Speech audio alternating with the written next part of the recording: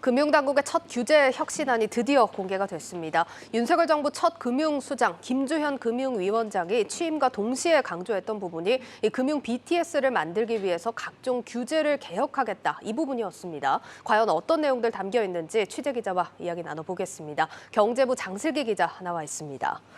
자, 기자, 오늘 2차 회의 열렸는데 어떤 내용 들어갔습니까? 네, 일단 안건은 크게 두 가지입니다. 플랫폼 금융 서비스 활성화 방안과 금융 규제 샌드박스 내실화 방안, 이렇게 두 가지가 있는데요. 예. 특히 가장 주목받고 있는 부분이 온라인 플랫폼 활성화 부분입니다. 최근 직접 금융사를 찾지 않고 온라인이나 비대면으로 금융 업무를 보는 사람들이 좀 늘어나고 있는데요. 금융 서비스도 다양한 비교와 선택이 가능하도록 이 플랫폼화하겠다는 게 핵심입니다. 일단 먼저 플랫폼 금융 서비스를 또 크게 두 가지로 좀 나눠보겠습니다. 먼저 이 금융사들이 부수 업무나 자회사 형태로 플랫폼업을 할 수 있도록 열어줬습니다. 보험의 경우에는 헬스케어 서비스가 될 수 있고요. 예. 카드사의 경우에는 생활 밀착 금융 플랫폼을 운영할 수 있도록 이제 여러 부수 업무 규제를 완화했습니다. 이제 또 하나는 논쟁이 좀 많았던 부분인데요. 바로 온라인 금융 상품 중개 서비스 허용입니다.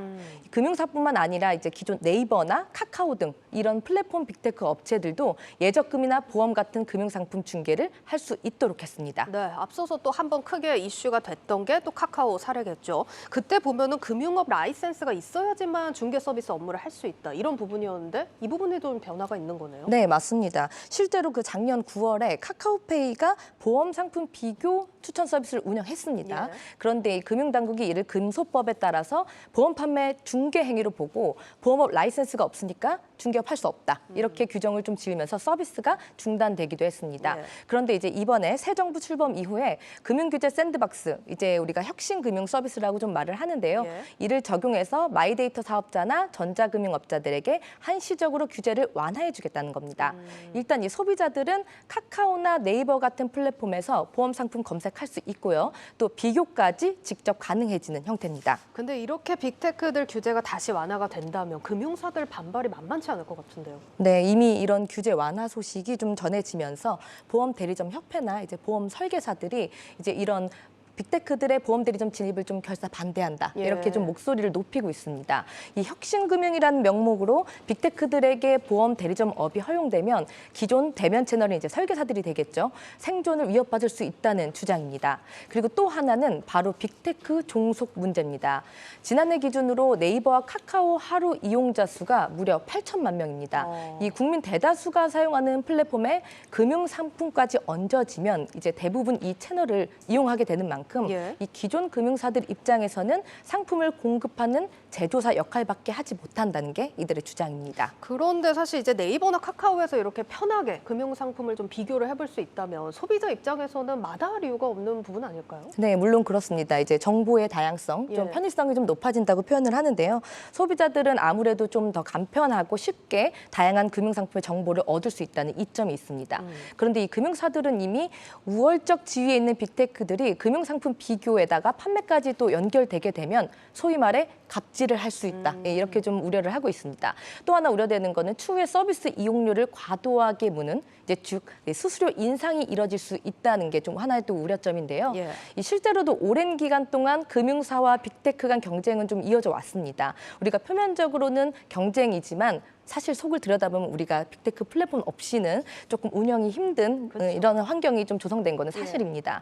예, 이렇다 보니까 시중 은행들이 오히려 이제 빅테크와 손을 잡는 경우도 좀 있는데요.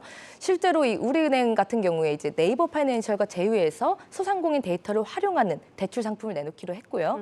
카카오페이와 함께 기획한 이 신용카드도 출시가 되기도 했습니다. 그리고 뭐 많이들 아시겠지만 이미 카카오톡 선물하기 채널에서도 보험 상품이 판매되고 있는 것처럼 예. 이 종속되고 싶지 않아도 사실상 함께 갈 수밖에 없는 이런 환경이 만들어진 셈입니다. 그런데 뭐 사실 구글 사례도 있듯이 쉽게 생각할 문제는 아닌 것 같습니다. 뭐 그러면 이런 플랫폼 독점 우려에 대한 안전장치 같은 건 좀 마련이 됐습니까? 네, 물론 금융당국도 이런 우려를 알고 있기 때문에 네. 이 플랫폼 영향력이 과도하게 확대되지 않도록 안전장치를 마련하긴 했습니다. 네. 예, 보험 중개 같은 경우를 보면요. 온라인 전용 상품뿐만 아니라 현재 대면용 그리고 텔레마케팅 상품까지 모두 취급이 가능하도록 허용이 됐는데 대신 이제 소비자 피해 우려가 큰 종신보험이나 변액보험 그리고 외화보험 좀 약간 복잡한 구조의 상품들인데요. 이런 상품들은 대상에서 제외하기로 했습니다. 네. 그리고 또 플랫폼이 보험 소비자 피해 발생 시에 즉각적으로 배상할 수 있도록 영업 보증금을 예치하고 이 최저 한도도 설정하도록 했습니다.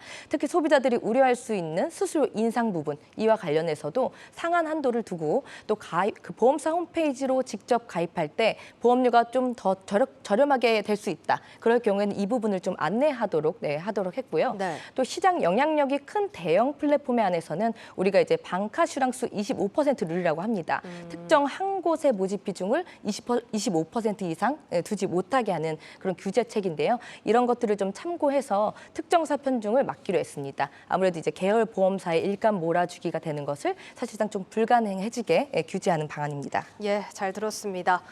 경제부 장슬기 기자였습니다.